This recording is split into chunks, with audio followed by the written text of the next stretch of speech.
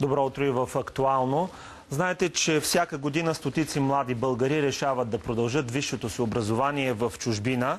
Някои дори решават да учат в други страни и в други училища още по-рано, дори в средното си образование. Всичкото това обаче се случва на фона на гръмките фрази, че българската образователна система е една от най-добрите в световен мащаб, че българските университети се радват на небивал интерес от чужди студенти.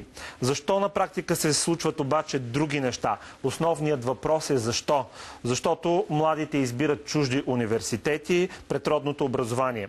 Точно заради това група млади хора у нас започват кампания СОС "Спаси българското образование сега".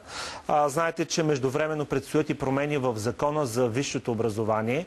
За да разберем дали законодателите ще чуят и след това ще се вслушат в идеите на младите хора, съм поканил Калин Захариев от младежката организация на ГЕРБ. Здравейте! Добро утро! Нека първо да започнем с това каква е основната цел на кампанията, как дойде мотото на кампанията? Основната цел е, вие казахте, това е СОС "Спаси образованието сега". Тази кампания е инициатива на МГЕРБ съвместно с Министерството на образованието, младежта и науката. Тя намира подкрепа на хиляди, дори и не само студенти, защото виждаме, че това, което трябва да се случва в образованието, то не е така. Случват се неща, които на нас не ни харесват. И това е причината, поради която ние стартирахме тази кампания. Искаме да чуем в рамките на нея всеки, който има да каже нещо, свързано с образованието, всеки, който може да даде своята идея как нещата да станат по-добре. И целевата ни група са именно студентите, които всъщност са потребителите на висшето образование и на това, което се случва в системата. Те могат да дадат най-добрите идеи същевременно за развитие на самата система, така че наистина нещата да станат по-добре. Имате ли някакви готови идеи, които предлагате на обсъждане на младите хора и по-точно как започва кампанията? Да, кампанията започна на 8 декември миналата година, когато във всички 28 областни града на страната ние стартирахме една кампания, която общо взето целеше да обясни на хората, че висшето образование е инвестиция в самите тях. Тоест, те, постъпвайки в някой вуз, започвайки да вървят по този път, те инвестират в самите себе си. И след като тази система не е достатъчно добре разработена, те не успяват да вземат максимум от това, което трябва да вземат. И всъщност това беше основният фокус на кампанията. Те реално погледнато да помислят върху това как нещата могат да станат по-добре. Отзвукът от кампанията беше доста позитивен, тъй като хората реално погледнато видяха, че някой се опитва да стигне до тях, да разбере какво те мислят, как могат нещата да се променят отдолу, от самите студенти, защото това е най-добрият начин, според нас, за промяна във висшето образование. Самите те да кажат процент от младите хора повярваха, че това зависи наистина от тях? Защото много млади хора си казват, никаквито идеи да представим, каквото и да кажем, те политиците, ако не го решат и не го обликат в законова форма, нищо няма да се промени. Като процент не мога да кажа със сигурност, но това, което виждахме, когато се срещахме с хората лице в лице, беше едно широко одобрение на кампанията. Другия факт, който говори за това колко належащ е този проблем и колко много хора искат той да бъде разработен и да се стигне до някакво крайно решение, а именно реформа в висшето образование. Фейсбук групата, която стартирахме в края на декември, за 2 седмици тя събра вътре 3000 души, които подкрепиха 10 опорни точки, които са там. И те всичките се въртят около това как образованието трябва да бъде практически насочено, как трябва да се промени самата система на управление на самите висши училища. Добре казахте, че сте започнали кампания и в интернет, паралелно с тази, която е обществената.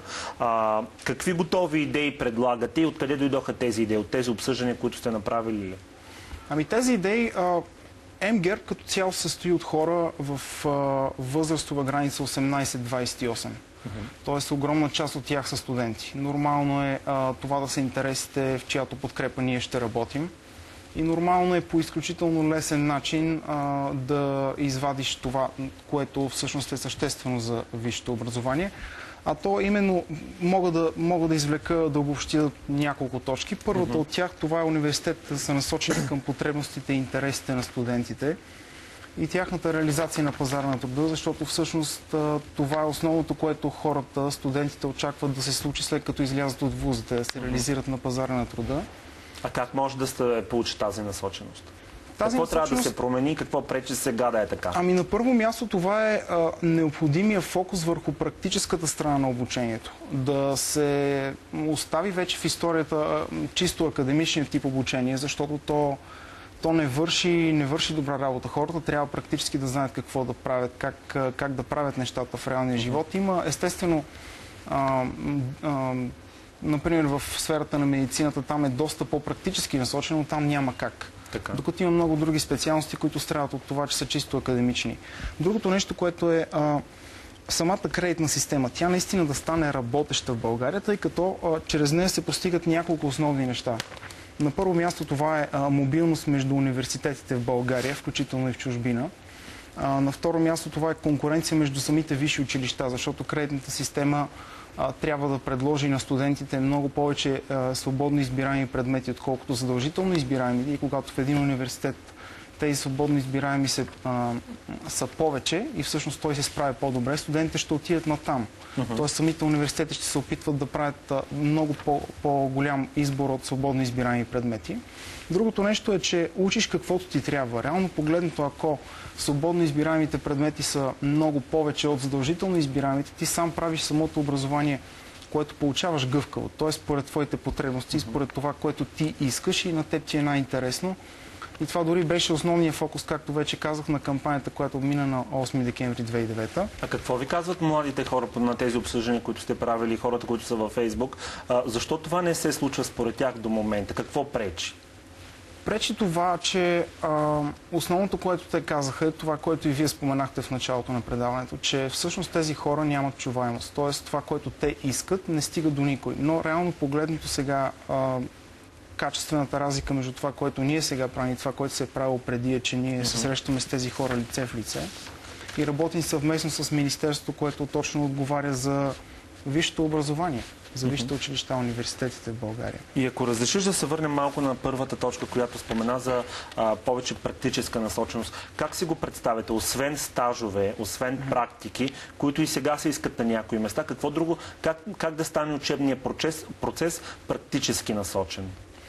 Практически насочен означава, дори ако щете, самите лектори, които обучават студенти, те са практици. Тоест да дойдат хората от сферата, в която тези студенти се очаква да се развиват след като завършат своето образование. Някакви примери? Примери, може да се даде пример от бизнеса. Хора идват, менеджери, които наистина ти казват как стоят нещата. Не те обучават академично какво означава тази теория или другата теория. Те ти казват на практика как стоят нещата, какви са проблемите, с които те се сблъскват. Защото особено ако са менеджери на големи успяващи компании, те реално погледнато знаят какво там се случва и какво е необходимо. Останалото в много голяма степен дори бих казал, че може да го извлечеш от някакви източници като интернет.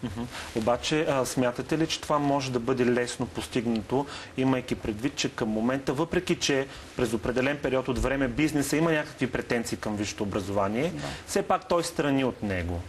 Няма го още този масов процес, както в Европейския съюз страните, както в Съединените щати, където бизнесът отива, плаща си в университета и казва, искам след 5 години да имам 10 инженера или 10 банкови менеджери.